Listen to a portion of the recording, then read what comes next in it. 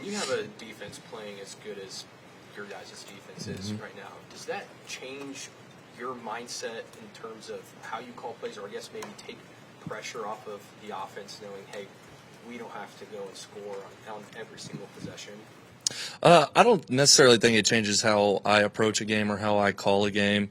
Am I sometimes looking, how can I take pressure off the defense? Because, I mean, they are playing so well, and they're very, very good at what they do, and they put us in a lot of really good situations a lot. So how can I take some pressure off of them is more kind of how I look at some things.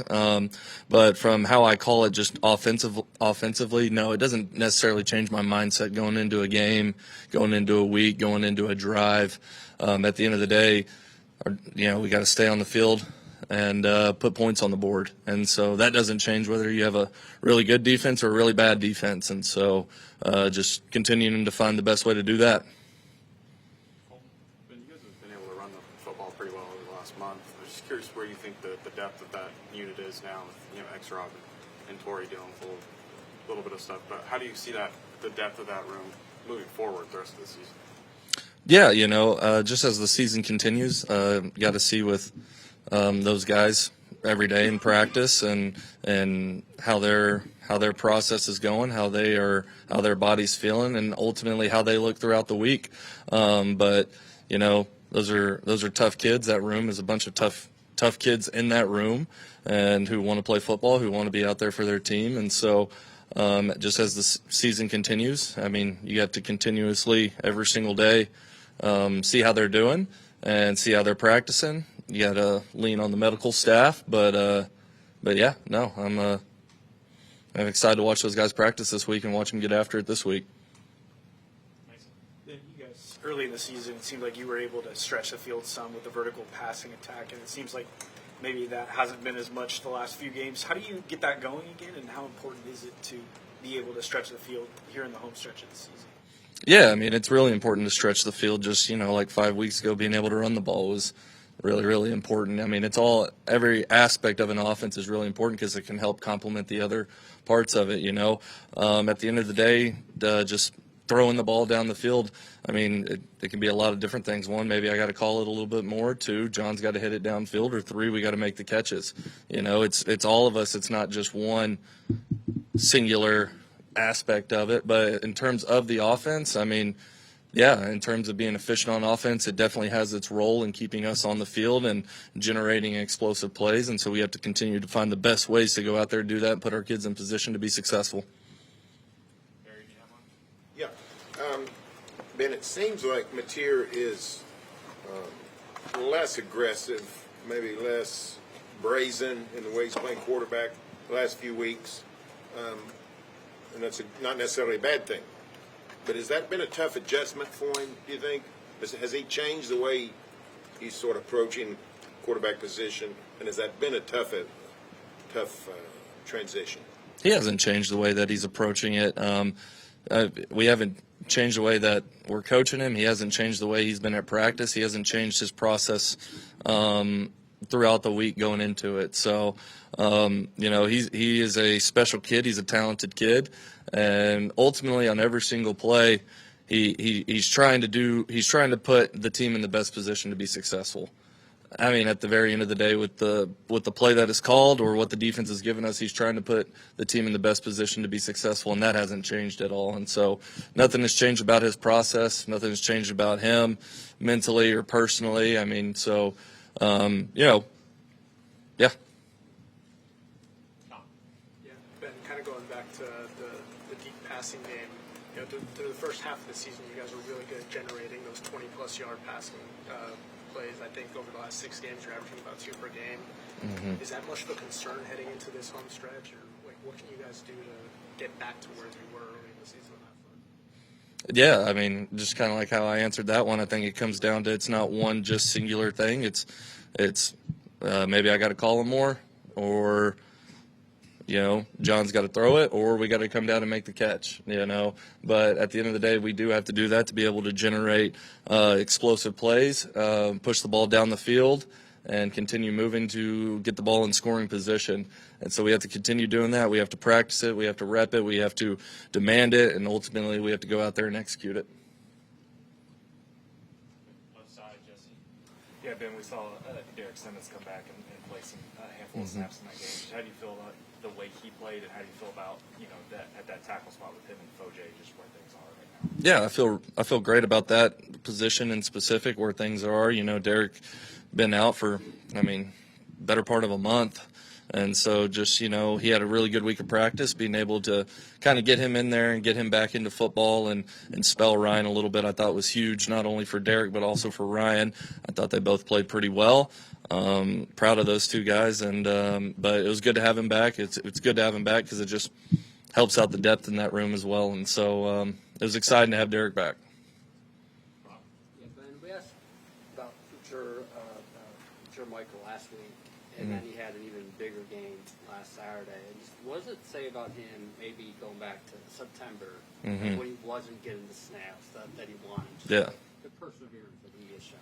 Yeah, 100%. You go back to September, J-Mike hadn't been here very long at that point. And so I think there's an aspect to the position of learning the scheme, learning the offense, and then being able to go out there and apply it after you do learn it. And the more reps that you do get, the more confident and comfortable that you're going to get. And that's all that it's been. He's been a constant, consistent piece at practice, just learning the scheme, getting down the fine details of it, building trust. And as the season has gone on, you can see that by the increase in his numbers. And he's gone out there, and whenever his number's been called, he's done a really good job. And so just speaks to him, speaks to the mindset that he has. And I just think he's going to keep on getting better. Ben, what's your message overall to the locker room as your guy in an offense that's fighting for the playoffs? I think the message, especially to the offense, is, guys, we have everything in front of us. We have everything in front of us, and we get the opportunity to go play our best brand of football.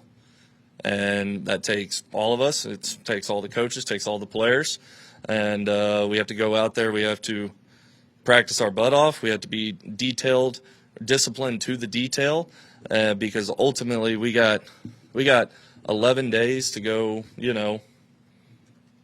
do something really special. And we have, the entire everything we want in front of us, and that's really kind of been the message. But again, it's just going to be about us. It's going to be about going out there this week, figuring out a way to go 1-0, and then figure out a way the next week to go 1-0. That's at its simplest. That's what it is. We have to go out there. We have to play our best brand of football, and go out there and do that. Yeah, Bob kind of hit on one I was going to ask you about. You've gone a bit deeper in your receiving core with Jermichael and Jelani both. First, how are they kind of grading out when you go back and look at film and you see them getting more opportunities? And two, I wanted to ask you also with Tate Sandell kind of being a weapon. How does that change how you call games? Does it change how you call games when you're getting on the other side of the field or whatever? Does that have any impact how you call plays? Yeah. Well, to speak on Giovanni and J-Mike, their grades, they've done some really good things, and there's some stuff that, you'd like to clean up. Maybe it wasn't like detrimental, but it wasn't to the standard that it needs to be. But that's any player everywhere, so we can always constantly get better, but they've been grading out pretty well, and I think you can see they've been making some really key plays at some important times to just keep the ball going downfield. But then, Tate Sandell, he's been automatic all year. It's crazy. You almost feel like whenever you cross the 50, you got 3 points. Not a lot of people, not a lot of teams get to feel that way. He's an awesome kid. He's a cool kid. Everyone on the team really likes him, and he's really talented, and he's good at what he does. And so he's as consistent as they come every day in the building, out at the practice field. And whenever you see him go out there and line up to kick a field goal, it's just another day of practice for him. He goes out there and gets it done. And so I think everybody on the team appreciates him and knows how valuable he is. Has a top 10 rushing defense. Do you feel the need to get more out of the passing game this week, especially with some of the injuries back there with the running backs? I think whenever you go into, really any game, but this game too, you want to have a really good balance of what you're doing, but ultimately you have to do what winning requires. And they're a phenomenal defense. Defense coordinator does a great job. You can tell the cool thing is all 11 players always know exactly what they're doing and play so well together. They're extremely sound in what they do, and they're really physical in what they do, and they let you know that they're there. They have a great defensive front who, like you just said, teams have been struggling to run the football on them. It's credit to them, but we can't worry about them. We have to go out there and do what winning requires, and if that means throwing the ball a lot, okay, awesome. If that means, okay, we got to run the ball a lot to go win the game, awesome. All right, but we have to go out there. We have to be prepared not to worry about Missouri, but worry about Oklahoma and what it's going to take for us to go win. Back to the right side, Joe Masato. Yeah, Ben, you talked about telling your guys they've got everything in front of them. I'm wondering, just from a personal perspective, your first year here, what has this kind of journey, this gauntlet of a schedule been like for you to now be in position to, maybe win a couple games and make the college football playoff? Well, it's been exciting just because from where I stand, I get to see these kids and the vision that we built for them in the spring and the summer and fall camp, and see them go out there and do it, figuring out ways to win, figuring out ways to put themselves in position to go achieve the goals that they set before the season. And that's what's been so exciting about this first year for me, is just seeing all the work from whenever I showed up back in December. I mean, I've almost been here a year, holy smokes.